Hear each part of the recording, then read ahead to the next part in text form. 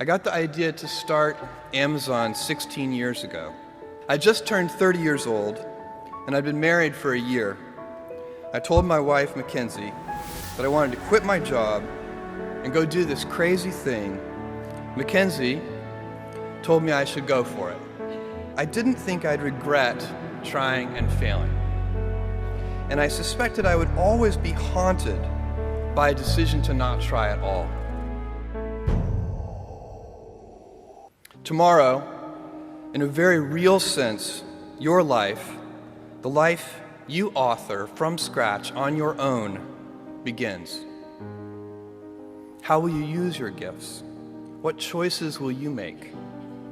Will inertia be your guide, or will you follow your passions?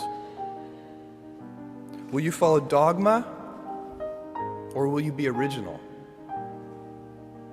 Will you choose a life of ease, or a life of service and adventure?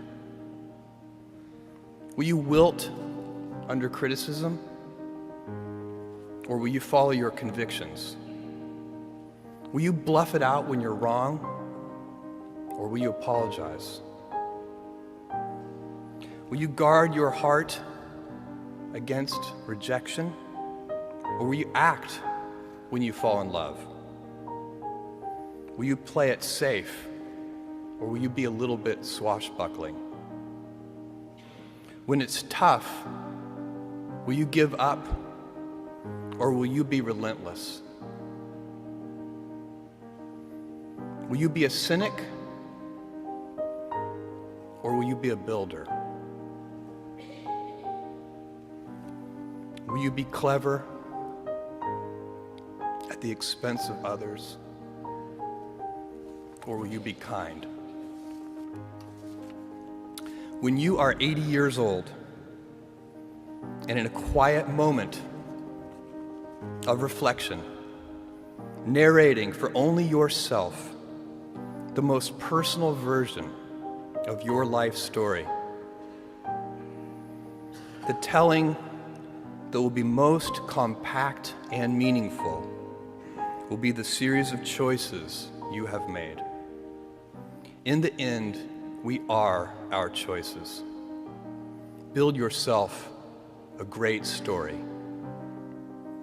What I want to talk to you about today is the difference between gifts and choices. Cleverness is a gift. Kindness is a choice.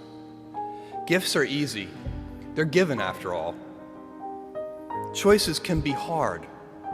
You can seduce yourself with your gifts if you're not careful, and if you do, it'll probably be to the detriment of your choices.